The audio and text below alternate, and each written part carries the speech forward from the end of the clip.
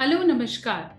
जब मैंने food fetish पे वीडियो बनाया तो उस पे बहुत अच्छा रिस्पॉन्स आया और उसके बाद मुझे बहुत से पर्सनल कॉल्स आए हैं कि मैम फूड फेटिश का क्या ट्रीटमेंट होता है, क्या ये प्रॉब्लम का सॉल्यूशन मिल सकता है, क्या फूड फेटिश होना नॉर्मल है और अगर मैं इस पे काम करना चाहता हूँ या मैं अपने इस फेटिश को खत्म करके एक नॉर्मल लाइफ जीना चाहता हूँ तो उसके क्या सॉल्यूशंस होते हैं, मैं इस वीडियो में आपको बताने वाली हूँ। तो अगर आपको भी किसी भी तरीके का फेटिश है और आप इसका ट्रीटमेंट ढूंढ रहे हैं तो ये वीडियो आपको अंत तक देखने की जरूरत है। नमस्कार, मैं हूं डॉक्टर नेहा मेहता। मैं क्लिनिकल साइकोलॉजिस्ट और एक सेक्सुअल काउंसलर हूं। अपनी सभी वीडियो के माध्यम से मैं कोशिश करती हूं कि सेक्स रिलेटेड जानकारियां और इससे रिलेटेड जो भी आसपास फैले हुए प्रॉब्लम्स हैं उनके सॉल्यूशंस आप तक लेकर पहुंचाऊं। तो सबसे पहले इस वीडियो को लाइक करेंगे, शेयर करें और साथ साथ इस चैनल को सब्सक्राइब करना नहीं भूलें।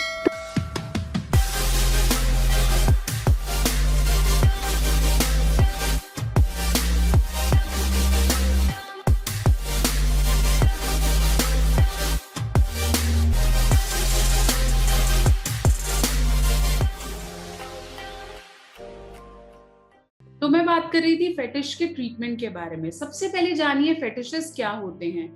फेटिशेस का मतलब है कि आपको किसी ऐसी चीज से सेक्सुअल स्टिमुलेशन या फैंटेसी होती है जो कि जेनाइटल ऑर्गन्स नहीं है।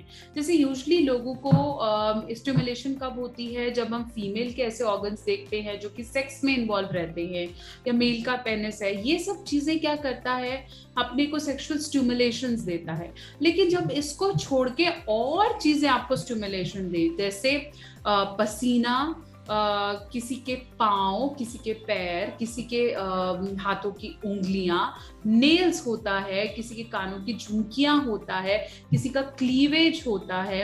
बहुत अलग अलग तरीके के फेटिशेस अलग अलग तरीके के लोगों को हैं। अभी रिसेंटली मैंने एक मेल रिसीव किया जिसमें किसी ने कहा कि मुझे बुर्के वाली औरतें जो हैं वो बहुत पसंद है, मुझे उस चीज का फेटिश है। किसी को काजल, मस्कारा, इन सब चीजों का भी फेटिश होता है। फेटिशेस नॉर्मल है और कॉमन इश्यूज हैं जो लोगों को अपने आसपास होते हैं।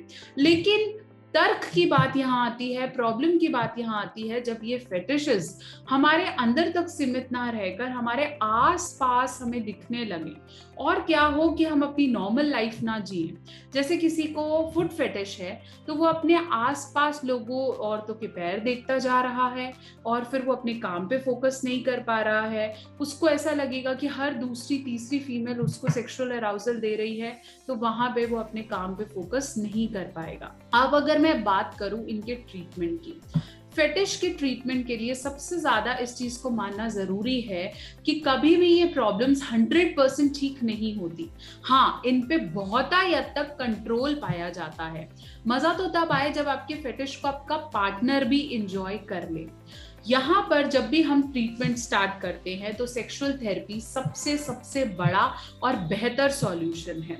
100% ठीक ना होगा, अगर ये 80-90% भी ठीक हो जाता है तो आप नॉर्मलिटी के साथ अपनी लाइफ जी सकते हैं।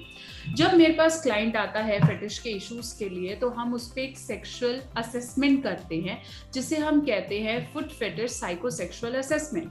कुछ क्वेश्चंस होते हैं जो कि फुट फेटिश से रिलेटेड ही होते हैं, उन्हें उसे हाँ या ना में आंसर करना होता है।